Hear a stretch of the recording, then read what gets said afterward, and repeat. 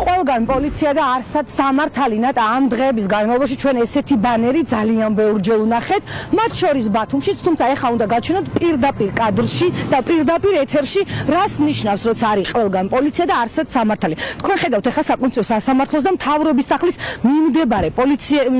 მიმდებარე ტერიტორიას და პოლიციელების რაოდენობას, მე ვთხოვ ოპერატორს შეძლებს დაგათვალიერებინოთ მიმდებარე ტერიტორია, აქეთ გოჩავაჩვენოთ რამდენ მაყურებელს, რამდენი პოლიციელია, ეს ნაწილი, რომელსაც თქვენ ეხლა კადრში ხედავთ, თუმცა აი ამ ტერიტორიაზე რა ავტომობილებიც არის, ყველაში პოლიციელების ხედნენ, ჯერჯერობით აქ არ გამოჩენილა სპეცდანიშნულების რაზმის მანქანები, თუმცა როგორც ყოველთვის პოლიცია ამ ადამიანებსაც იხმარს და როგორც გითხარით და ხედავთ კადრში ძალიან ბევრი პოლიციელია. ჩვენ სულ ცოტა ხნის წინ, რამდენიმე წუთის წინ, აი ზუსტად პოლიციებთან ჩავწერეთ ირაკლი დგებუაძე, ბათუმის პოლიციის სამმართველოს უფროსი, რომელიც არის პირადად ის ადამიანი, რამდენიმე ადამიანი დააკავა მან, მათ შორის მზია ამაღლობი და ბუნებრივ ამასთან ყველა შეკითხვა გქონდა. მთავარი შეკითხვა იყო ის, რომ უკვე ოფიციალურად გაგვაფორმეს რუსეთის გუბერნატორ, როდესაც ადამიანებს პლაკატების გაყვრაზე აკავებენ, თუ რასთან გვაქვს საქმე, ვისი ბრძანება შეასრულა გუშინ ბათუმის პოლიციამ. ირაკლი დგებუაძე ამტკიცებს, რომ ყველა დაკავებულმა დაარღვია კანონი, პოლიციელებს მიაყენენ შეურაცხყოფა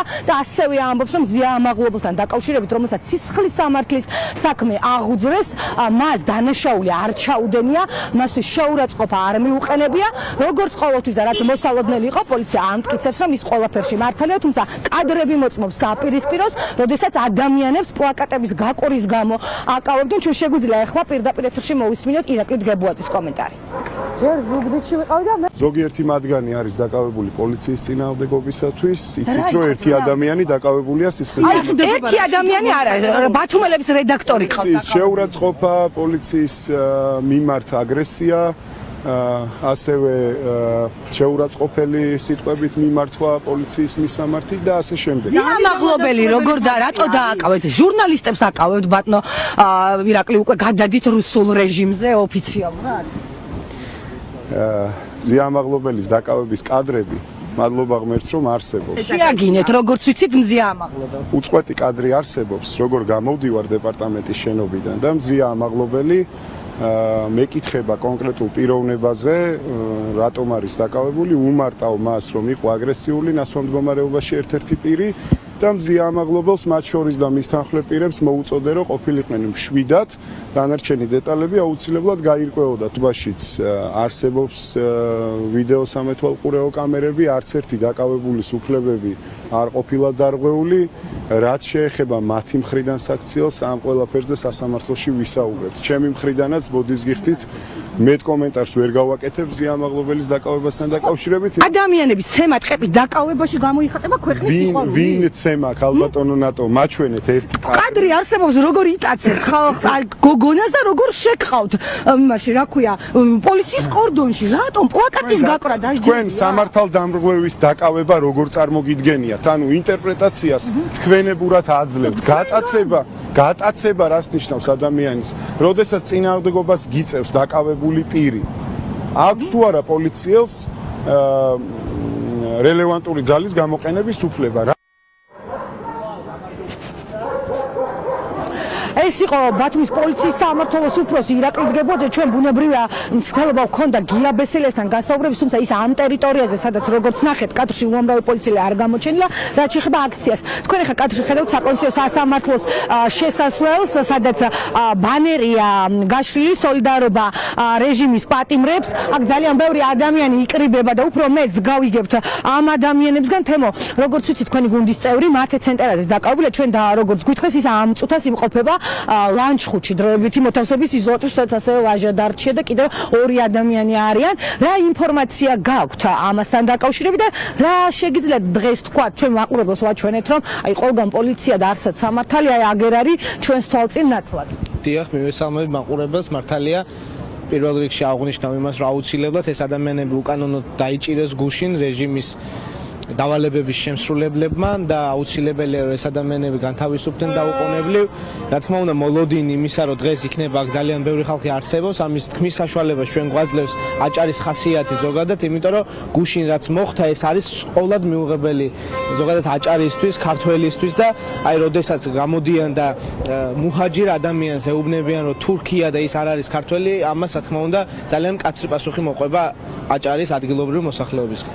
საუბარია მედროშეზე, რომელიც ცნობილი მედროშია ბათუმის აქციის დროს დროშა არ დაუწევია, ამდენი ხანია ლუკა ნაცვლიშვილიც აქა.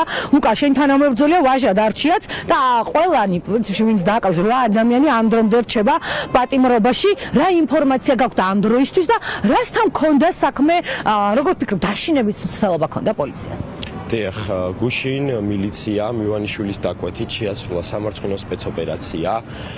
მათ გონიათ, რომ და ჰქონდათ ამის იმედი, რომ ამ ხნის განმავლობაში ჩვენ დავიღლებოდით, მაგრამ ქართული საზოგადოება არ აპირებს გაჩერებას მაშინ, როდესაც ამ რეჟიმს ყავს 300-ზე მეტი ტყვე აყვანილი. არ ვაპირებთ იმის დავიწყებას, რაც ბოლოს აქციებზე, საპროტესტო აქციებზე ხდებოდა, იმ სისასტიკეს, როგორ უსწორდებოდნენ სამართალდამცავები აქციის მონაწილეებს, ქალებს, ბავშვებსა და მოხუცებს და რა თქმა უნდა არ ვაპირებთ ვაპატიოთ გუშინდელი დღე. არავინ აპატიებს და არც აპირებს რომ გუშინდელი დღე აპატიოს თხოვ ოპერატორს თან წამომყვეს. როგორც ვიცით, დაანონსდა რომ თბილისიდან შემოუერთებიან აქციის მონაწილეებს და დღეს სოლიდარობას გამოუცხადებენ ბათუმში დაკავებულებს. პირდაპირ ეთერში ვართ. თქვენი პოზიციაც რომ გაგვაგებინოთ, როგორია შეფასებები იმის, რაც ნახეთ ყველა? ყველანაირი მეთოდებით, უკვე ძალისმიერი მეთოდებით ცდილობენ რომ მოგვაწყვნენ და გუშინ ყველამ ძალიან კარგად დავინახეთ ბათუმში ვინც ვიმყოფებოდით, როგორი მეთოდებით პირდაპირ მნიშვნელობით შეათრიეს აქციის მონაწილეები, მხოლოდ იმის გამო რომ სტიკერი დააკრეს, სადაც ეწერა რომ იფიცება საქართველოს 15 იანვარს.